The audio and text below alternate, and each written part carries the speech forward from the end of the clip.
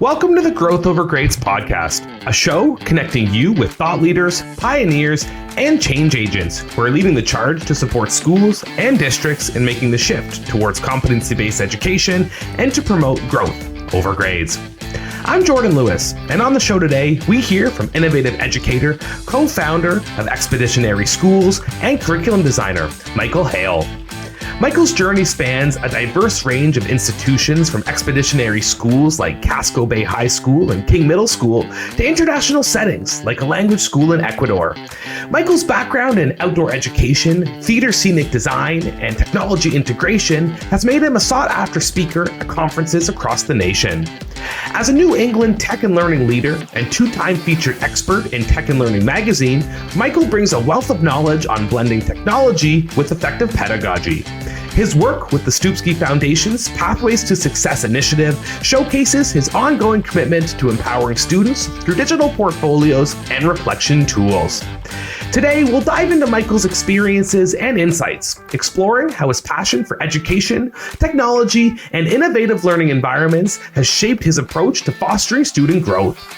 Today's conversation challenges traditional notions of success in education and highlights the importance of rigor, relevance, and relationships in learning. Now, to my conversation with Michael Hale. Michael, so great to have you on today's show. Thanks so much for spending some time with us here today, sharing all your insights and information. Let's dive in. How you doing? How are things? Doing great. I love talking about this. First of all, I'm really excited to be able to talk all about this wonderful subject. And I'm doing great. I live here in Portland, Maine. So of course it's perfect weather. It's like 78 degrees, sunny, probably hit the beach this afternoon. So life is good. Life is good. You know, I can't say that it's 78 degrees. We're in the middle of a heat wave up here in Toronto. I got the air conditioning on, you know, and life is good. It's a really exciting time to be in education, and there's a lot of really exciting things that are happening kind of all across North America. And I'm really excited to dive into some of the things you've been working on. And to start things off, Michael, what I hope we can start with, and I'm really curious because you've accomplished a lot in your 20 plus years in education. So to start things off, can you just share with us a little bit about your background and the journey you took to kind of get you to where you are today?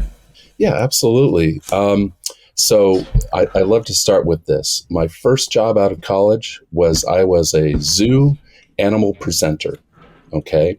So I know I'm supposed to be one of the experts, and I've been doing this for a long time, but I'd like to start there because I think it's an important reminder that educators and education and learning happens everywhere, including the zoo.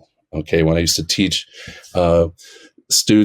parents, children about the different animals that I presented, and a lot of the skills I have now and passions I learned with my first job out of college. Actually started in the world of theater and education, wanted to be a teacher, but also wanted to be an actor and a director and a technical director. And I still do all those things.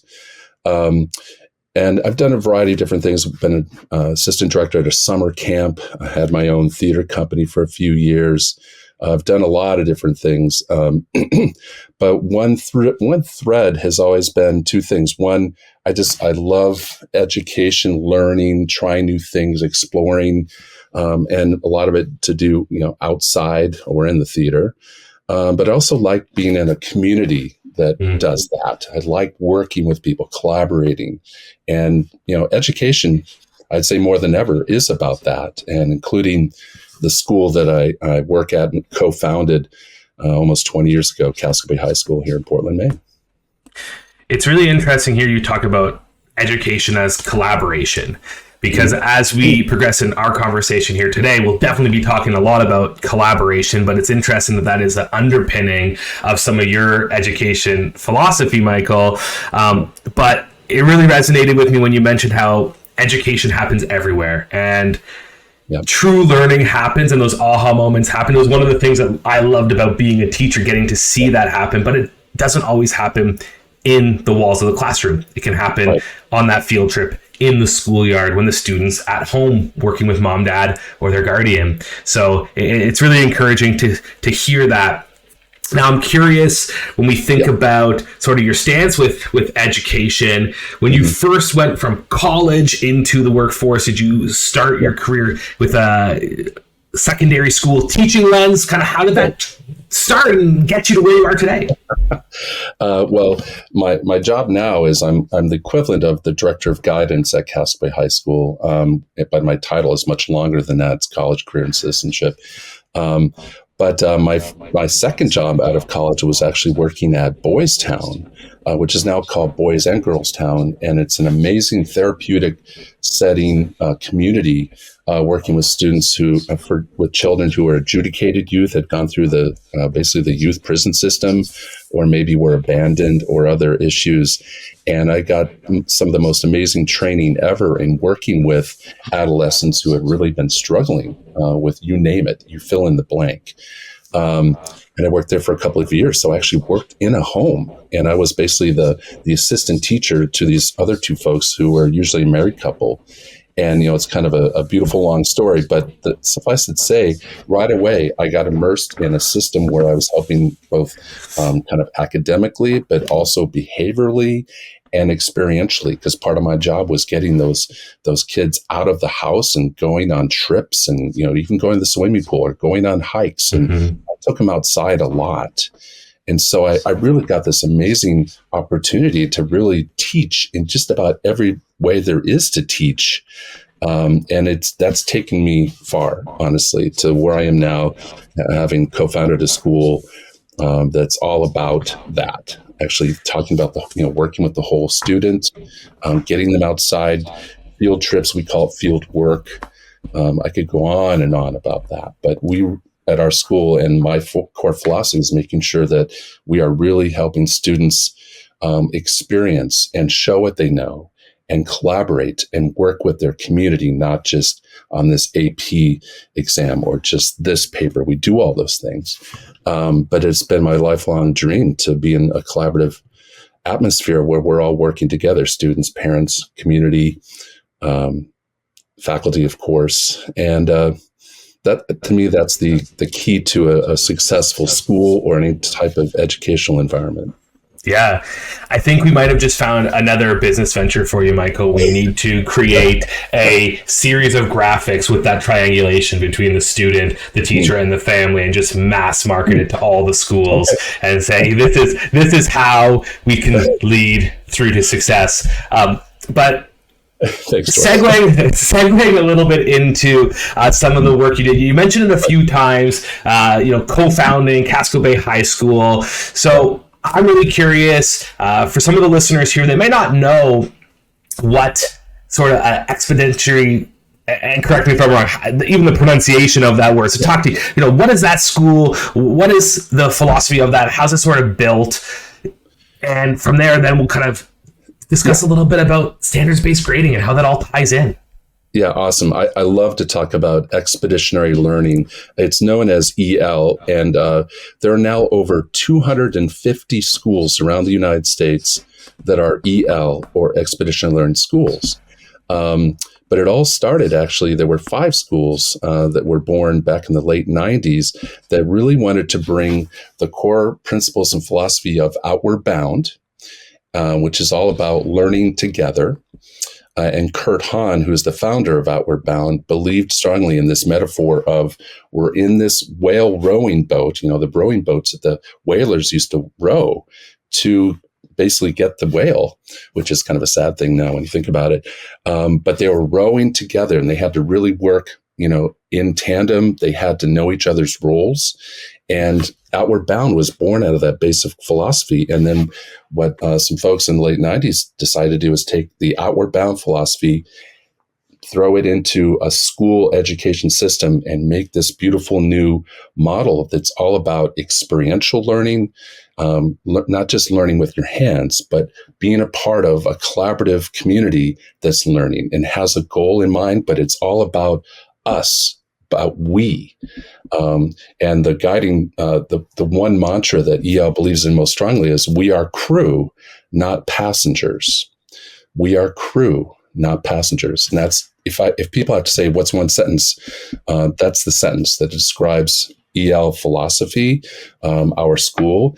And basically the way our school was born is 20 years ago, the Bill and Melinda Gates Foundation, yes, that Bill Gates and that Melinda, decided to put a ton of money into what they were hoping to be new, innovative high schools around the country. And they chose 10 different cities around the country to, I think it was like $2.5 million to give to the city to build this new idea, this new school of the future, so to speak. And they chose Portland, Maine, because we also have an amazing middle school that also has the EL philosophy and was actually one of the first 5 EL schools in the United States. And so it made sense. And so they gave us all this money to start this school. And we literally had nothing, Jordan.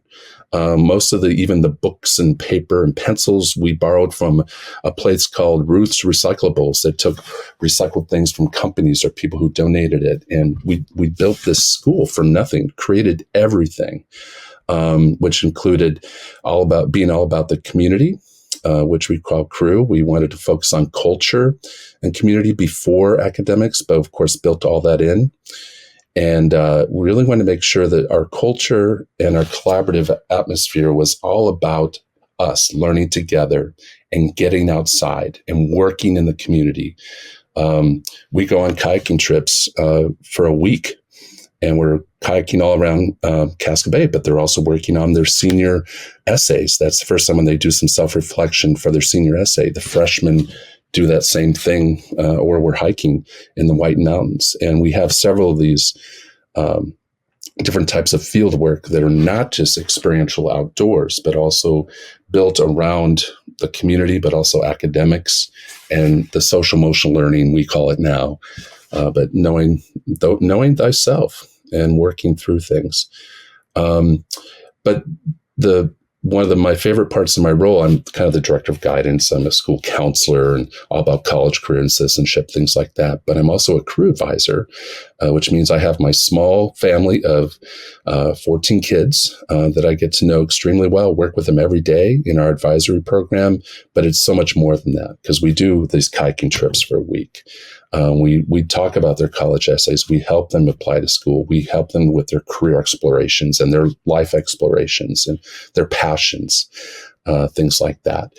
And it's also just an amazing place to work. And I'll talk a little bit more about that later if we talk about like portrait of graduate, because in our district and at our school, we also believe in, and we created a portrait of a school community. And they actually work in tandem. So we have a portrait of graduate and a portrait of a school community that we're working on here in the district and have been at our school for 20 years because teachers and staff and everyone needs to feel, good and great and passionate and excited to learn and to teach and to experience.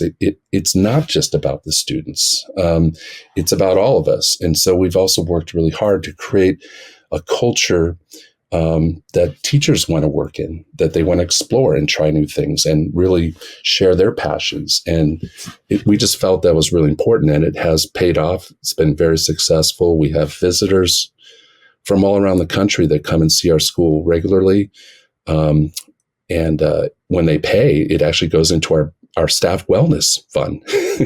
So we'll have these paid tours of these different schools and collaborations and organizations around the country, and that money goes directly into our staff wellness. So we'll go do goat yoga. I don't know if you've ever done goat yoga, but I've not done goat yoga before.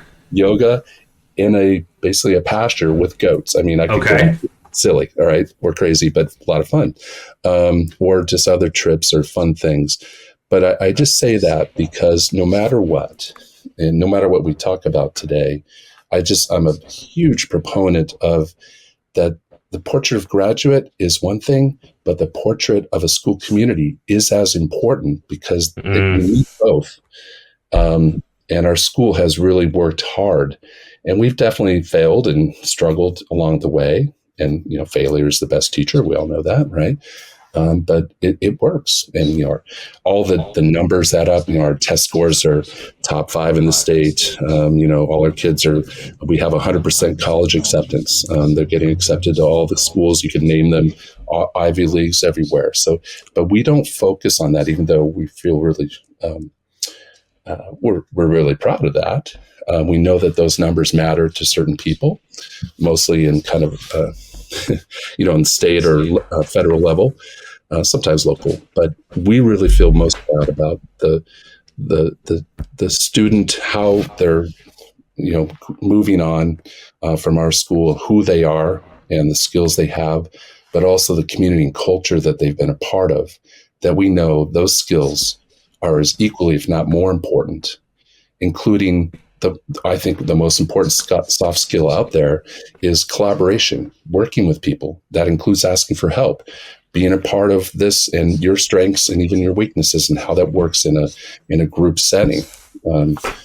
So I know that was a long answer, but there's a lot of things.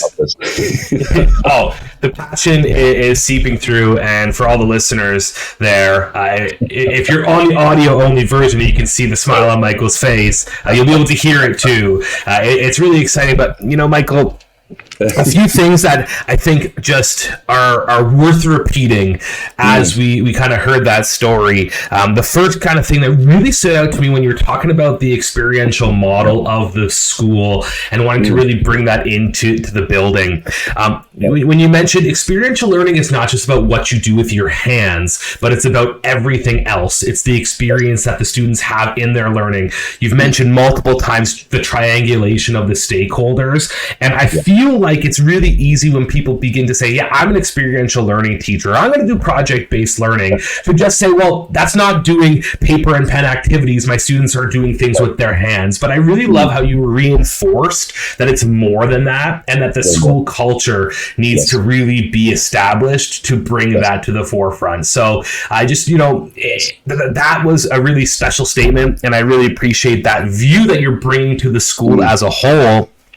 And it then plays off really nicely into the idea of your portrait of a community and not forgetting that. And I think, this idea of the portrait of a graduate is so prevalent in the media and in policy that we're seeing today. But I think, not forgetting about that community aspect where a lot of the portrait of a graduate work starts from is really critical. So I'm excited to dive a little bit deeper into some of that work here. But first, for those that are listening that don't know what a portrait of a graduate is, Michael, in your own words, can you just help us understand what is a portrait of a graduate? Yeah. In one word, it's a vision, right? It's an idea that we all see and we all agree that we want to work towards. Okay. So vision is the easiest word. And I'm sure that's true for most people that you would talk to. They'll talk about vision. But if you have to go beyond that, it's really about our roadmap, our kind of idea and step by step, how we're going to get there, how we're going to make this wonderful graduate, what they look like, who they are, how they feel, how they navigate, how they collaborate, the skills they bring, the competencies, the passions. Okay, so then that's kind of where we're going. And I'm a bit of a sci-fi geek, Jordan, I'll admit it. I'm very proud of it, actually. And I look at it as kind of like the Starship Enterprise or the Millennium Falcon, or you choose your vehicle. I don't care if it's a Corvette or your e-bike, whatever it is, but it's a vehicle that helps us all, that we're all working together.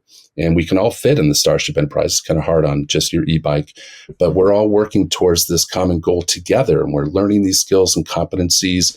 And the teachers are kind of like, and faculty are kind of like the crew that are helping the students learn their specific roles and skills, and learning everything about the Starship and how to fly it and how to do this and that, take care of it, take care of themselves. And then they eventually get their own Starship. They eventually get their own Millennium Falcon, which is them, and they find their way and they go on their mission and explore and learn, seek out new life, new civilizations, the whole Star Trek thing for any of you fans out there. But it's just important that it feels like that it's active, that it's got motion, not just the proverbial poster on the wall or the wonderful, all right, everybody turn to the portrait of a graduate, the staff training in August. And now we're going to figure all this out. We're going to do all this. That is important. That's a kind of not so many, a little bit more complicated than that, but it's just really important that we see it as a vehicle, not just a vision. Because then it also gives us license to figure out, okay, how are we going to do this? But also that we're all in this together. We're all going to do this work, and it's going to take some time. For Star Trek, it was a 5-year mission. And I like that metaphor because I think the portrait of a graduate should also be 2, 3, 4, 5-year mission. I highly recommend that if people wanted some advice about it, it's like, take your time, do it right. Make sure you get all the stakeholders in. We could go on and on about that, and we can if you want. But that's how I see the portrait of a graduate. And that's why what I said earlier is so important, is that I really believe strongly that our district is doing it right by also having created a portrait of a school community. Because we realized quickly that, hey, we can't just be about the student, because we're already doing a good job of that too. But we can do better, we can change, we can innovate. But we got to remember us, right? The teachers, the principals, the custodians, the secretaries, everybody, the ed techs, and the community, all the different organizations we're working with, the colleges, the universities, the places where our students are going to get internships. You could go on and on about that list, right? And so we really wanted to make sure that that everybody knew that our vision was all of that. It seems like it's becoming a very much a vehicle of alignment for your districts, and Yep. to give you that extension of the culture that you've talked about, and really help bring all teachers into a common roadmap for success. And I think a really important call out that you've mentioned is to take your time. And it's really easy for people to have this vision and say, yes, we're going to implement a portrait of a graduate, and we're going to implement it overnight, and everybody's just going to start doing this work. Right. And I think it's a really important, exactly. I think it's a really important call out to say, no, good things take time, and that if you develop it thoughtfully, you're going to see success. And we definitely will circle back to that idea here as we start thinking about, what a district can do if they do have a vision. Because Michael, throughout your career, you've been on high school design task force. I mean, you've co-founded a school, you've helped develop these portrait of a graduate. So from your perspective, how can a district go from vision to implementation? Right. So there are a couple of things right off the bat, and one of them may sound a little crazy, but just slow down. Don't get too frustrated if you don't have all the answers always. Really take your time to put an amazing group of stakeholders together. And if that takes weeks, months, that's fine. Just really slow it down, because I'll speak for myself, but we tend to so kind of jump right in. I'm also really excited about this, and this has to happen, and the school board said we got to do this, or whatever it is. But it's important to slow it down and really focus on who is there, and that can take some time. It's not easy to say, hey, college president or dean of or somebody who works at an institute over there, or like I said earlier, places where students are interning, different organizations and businesses and parents. It takes a while to gather all those people. So slow down, make sure the who is, you just got to start there. Okay. Because the what will take months, if not years. Okay. And you got to start with the who. Right. And so what I meant by it might seem controversial is that it's hard to slow down. It's hard to just, okay. And it's maybe easy for Michael to say that, but it's actually true in our respect and in our process. We slowed down and made sure we had the who. And we're actually still trying to figure that out and trying to, get new people involved. And we just finished year 2 of this process. And we intentionally, and I'm so thankful, we said, we're going to slow this down. We're going to really take our time to do this right. And then it's then not just the who, but then when you're starting to work on the what does this look like? It's okay if you don't have all the answers, and it's silly to think you do.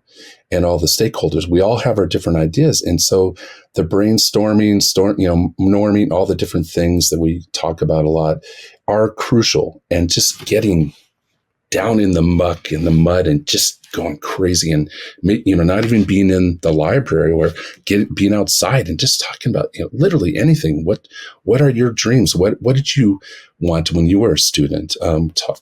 We need to talk to alumni. We need to talk to parents of 7-year-olds who are actually going to be the students that are going to be more part of this process. Just things like that. And not just the what. It can't just be the school that has the climbing wall and this cool atrium where we all eat lunch and it's got beautiful trees, and those are all important things.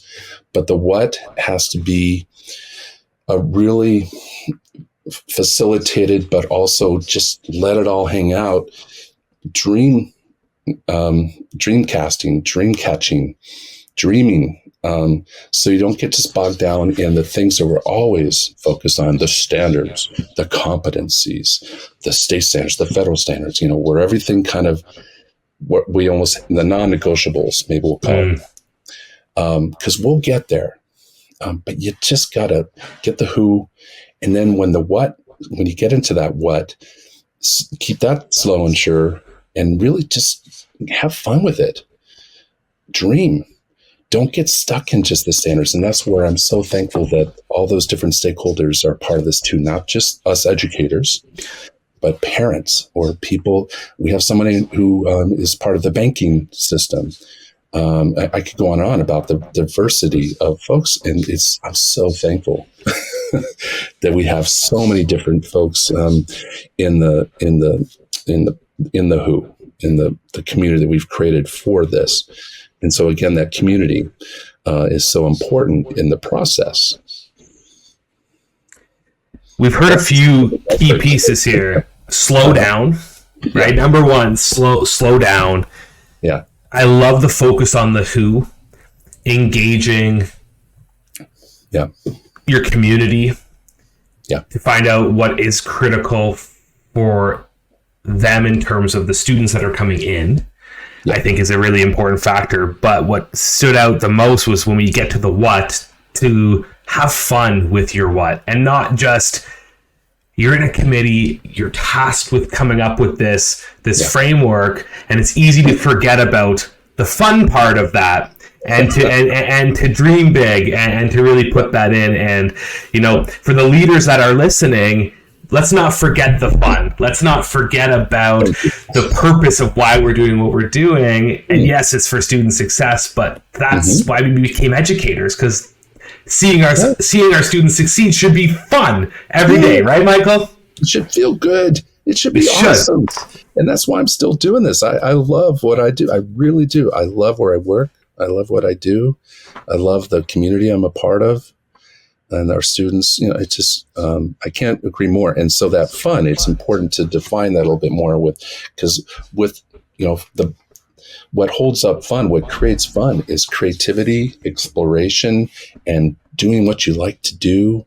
And it's also making mistakes and being silly and laughing. But it's a very creative kind of, freeing, FREE.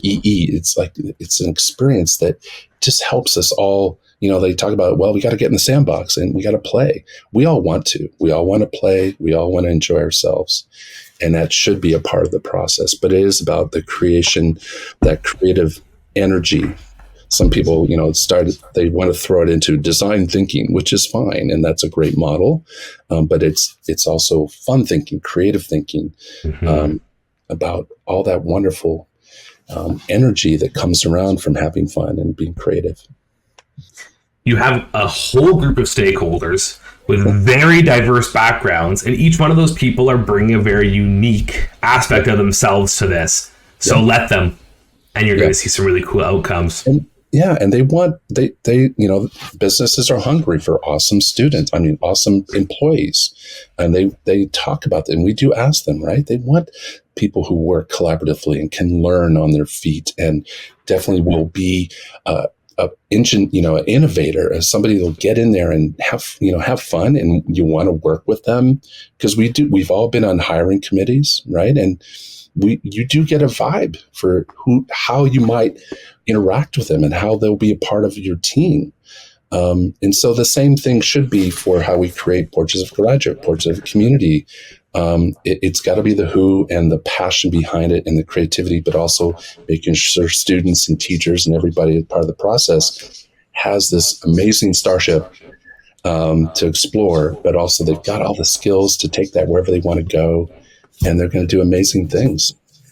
So at this point, Michael, a district has gone through, they've slowed things down, they focus on the who, the what, they've developed a framework, they had a lot of fun doing it. Yeah. And from your experience, how might a district take that poster that's down on the wall and put it into the hands of the students? Right. And so again, and I'm going to start with slow it down. Take one small step, slow it down. I think the worst mistake you can make is to feel like you've got to get it all out there, and then we'll just, we'll figure it out as we go, or that kind of thing. Or we're going to overwhelm our faculty, and we got to do this, and this. And they're just like, I'm also just trying to get on my first 2 months of lesson plans going. And oh my gosh, on and on. And I'm actually still in vacation mode a little bit. I'll be honest. And so the worst thing you can do is just slam it all in there. Like, here it is. And we're going to do this and this. And we got 18 subcommittees, and we're going to get all this done. And our goal is by, April. Ta-da! And I think that's the worst mistake you can make. So slow it down and focus on 1, 2. I say 1 or 2, not 3. Everybody loves the number 3. It's an important number. But it's okay as you're going through this process that it is a living, creative, effervescing, evolving, right, process. And it may change a few times. And that's where the communication with not only just the parents and the students and the faculty, but with the community, with the school board, the district, everybody, that, hey, this is also this is evolving. We're going to do this, do that. And this may even evolve and change a little bit, but here's where we're going. This is our vision. And then take it easy and pick 1 or 2 things. So for us, for our district, we just finished year 2. Year 1 was all about creating the portrait of a graduate and the portrait of a school community. Year 2 was kind of implementing that. We need to talk about how we're going to throw that into different staff training, professional development, and then, of course, how we're going to publicize that, how we're going to share this and get community feedback. And we've done those things. And it's kind of as an aside, just so it's clear what we're doing, we're also working in tandem on deciding whether or not we're going to build a comprehensive integrated high school. And so bringing our 3 high schools plus our CTE, so our 4 high schools into one, add adult ed, and the University of Southern Maine and Southern Maine Community College, and you name it, into this one amazing building. It'll seem more like a mall. I don't know. I'm a little worried about that.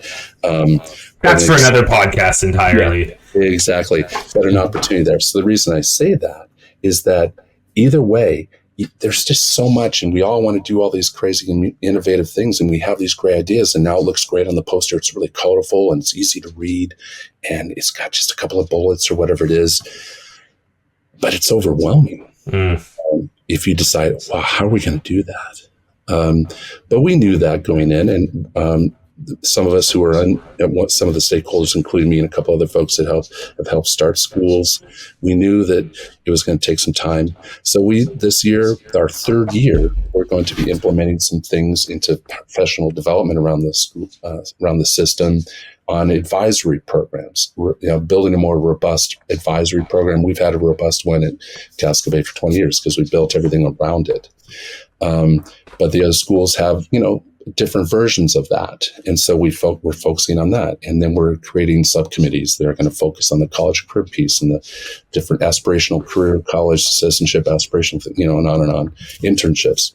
And so now we're going to kind of do those 2 things, start to build a capacity for the next steps for all the different pieces of Portrait of Graduate, while we're really building a robust advisory program in all 4 high schools, and then building some pieces that the subcommittees are working on into that process. So by year 4, we'll be a little bit further ahead, and we're going to choose, I think the following year, we're hoping to choose 2 that we'll then focus on. So like I said, like Star Trek 5-year mission, we really are taking it slow, because we don't want to overwhelm. And that includes the students, not just the teachers or the parents, because we all know that we are doing amazing things. It's not like we had nothing and now we have this amazing portrait graduate, and we're doing these things, but we're kind of slowly adding that into what we're already doing, really amazing work. Right. And innovating it, playing around with it. Maybe it's, got some different colors, different textures, and it's even more beautiful. But that is part of the process, right? You have this amazing, moving, beautiful object called your schools now, and then you're bringing this new vision in, and you can't just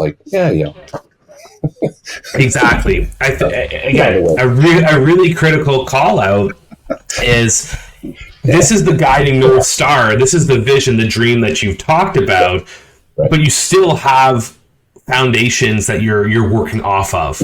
Yeah. And from what it really sounds like, Michael, you're talking about a multi-year integration strategy that starts off from your community and stakeholder collaboration, developing a framework to get to this situation of, okay, now let's get creative and fun and think about how we're going to put it into the hands of the student. But that has to start from a lens of understanding what these competencies actually are, the common language that all of our students and stakeholders need to understand. And then from there, how are we going to get them to exemplify that learning? How do we amplify their voice to those items? And it's all part of this larger plan to get there. But again, it doesn't happen overnight. Yeah. And thank you, Jordan. Exactly. And one thing I'll add is we do have a plan to introduce it to the students and the larger faculty, but it's kind of like it's okay. This is just the vision after 2 years of work, and we're going to start going there. And not that we're going to take it away, but we're going to say, and we're just focusing on this one thing. Okay, it's going to be good. And I don't mean to be derogatory or patronizing anybody. It's not. It's just the opposite. As an educator, I'd be overwhelmed too. But until we're going to do this part, and then we're going to keep moving with the other things as we go over this 5-year plan. And that's the same with the students, because we'll begin to work on how we're going to kind of connect it to the work we're already doing.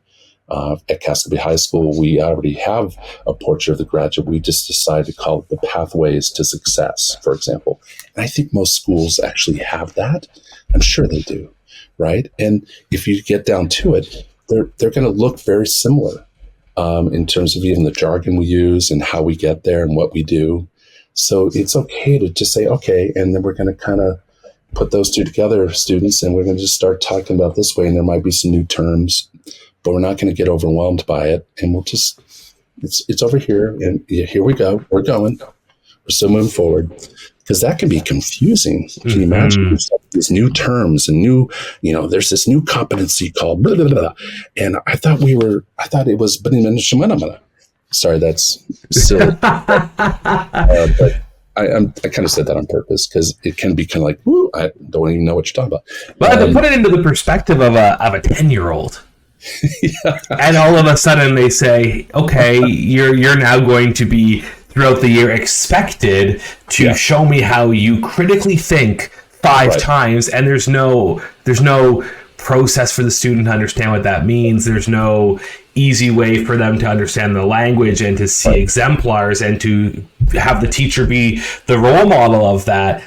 Yes. And then you think about the teacher in that seat now with this new framework on top of everything else. And we hear that a lot, Michael. We do hear that we don't want this to be one more thing that happens. And teachers are busy and they have a lot to do. And we don't want it to become a compliance factor where it's a checkbox that has to get hit.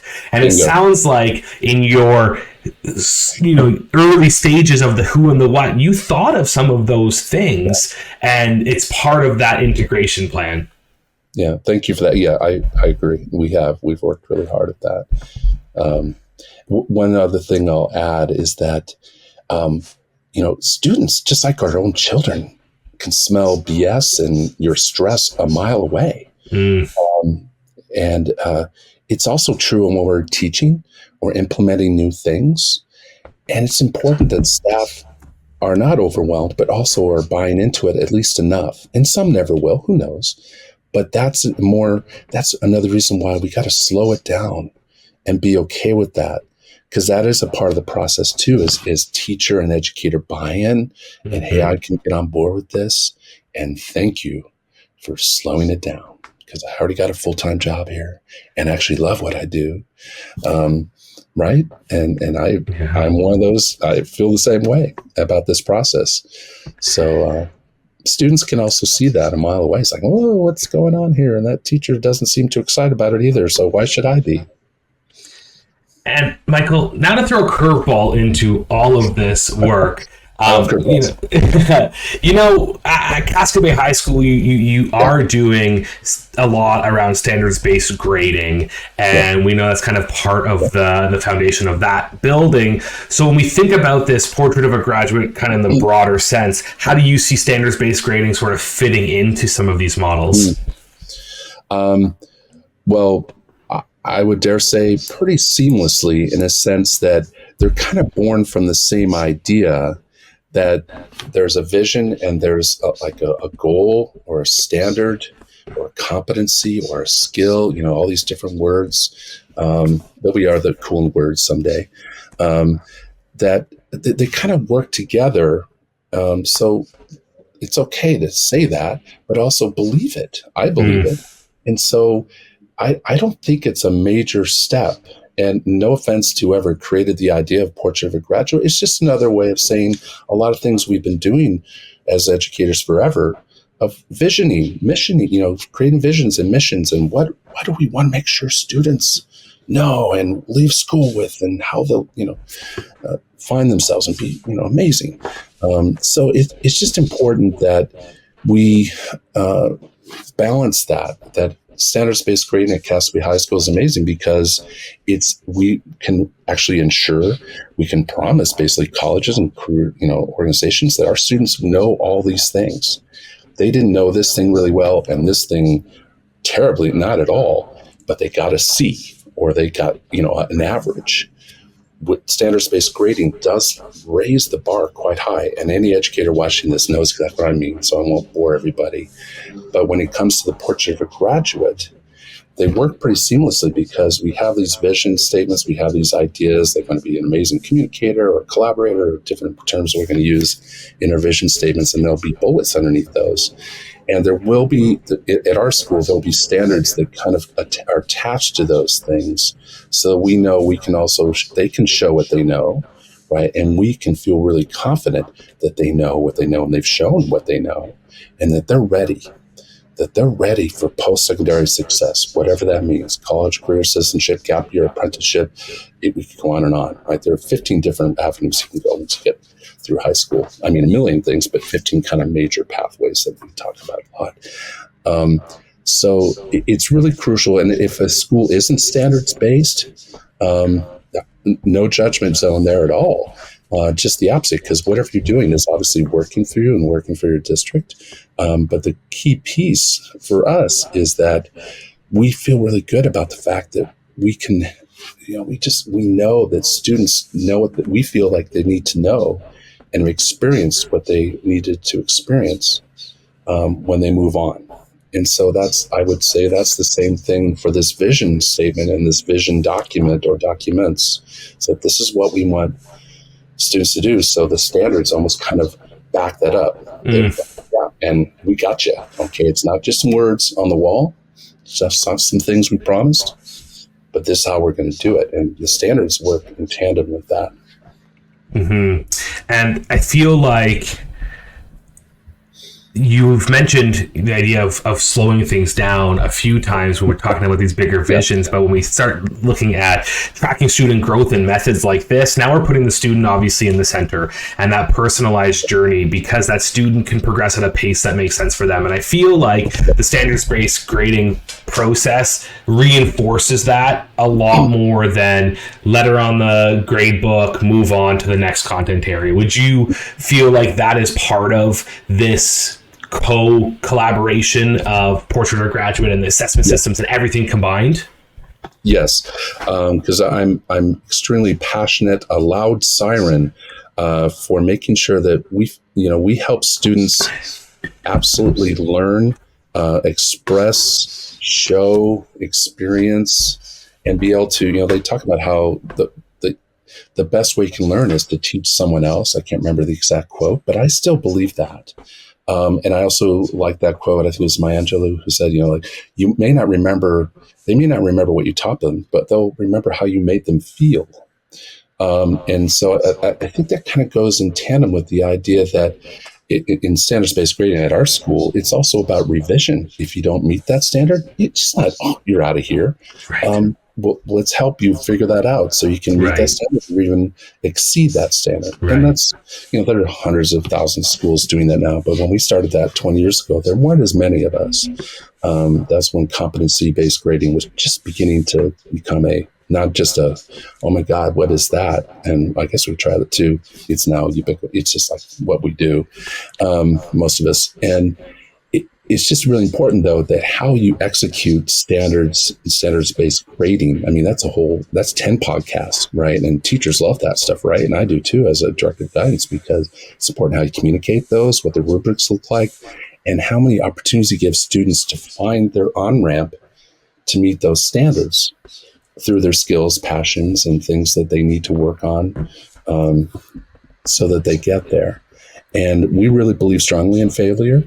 And that's why the revision process is a key part of standards-based grading. And that's why it's an important part of that visioning and Portraits of Graduate, Portrait of School Community, that we're going to change our mind. We're going to change some things. This may not have worked.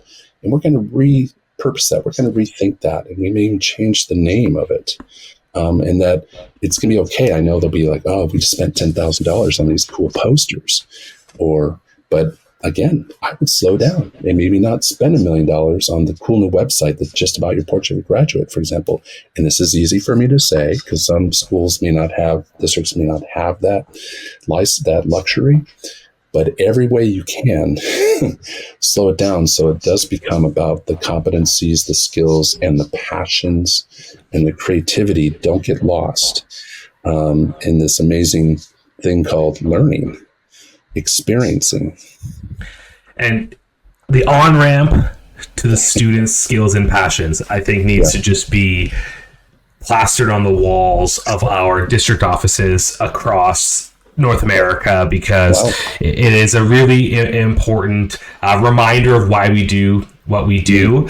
And, Michael, I feel like we'll have to get you back on the podcast to talk about some of these additional areas.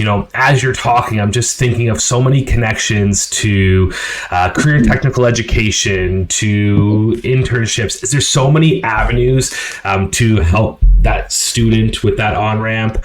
But with, all this in mind, if you had a leader sitting in front of you and they're thinking about developing a Portrait of a Graduate, or perhaps they have developed a Portrait of a Graduate, but they're struggling to gain traction, what's one or two pieces of advice that you might depart on them based on the success that you've seen in your schools? Right. Yeah. And I'll answer both those for the person who's just getting started and the person's kind of in the first steps or first stages. So the person that's just starting out, one thing that I've already said, but I think it's important, slow down and get the who figured out and be okay with taking some time to get the who, get the right stakeholders, and even shake that up, invite people that maybe don't pop in until year 2 or 4 months down the road. But it needs to be a cross-section of your entire world. Okay. And I challenge that person to think like way out. All right. And anybody can get there, even if they can only come 2 times. Because I think we also get stuck in the, oh, well, they can't make it every time, or, oh, they're too busy or whatever. Still try. The worst thing you could do, principal or whoever that's just starting out, I'm speaking to you, is to just jump right in. You've got just a bunch of teachers and principals around the room and maybe a parent or two. And no, right? And I think we all know that, but just go wild. And then student voice has just been crucial. I didn't talk about that earlier, but it's actually been an essential part of this process.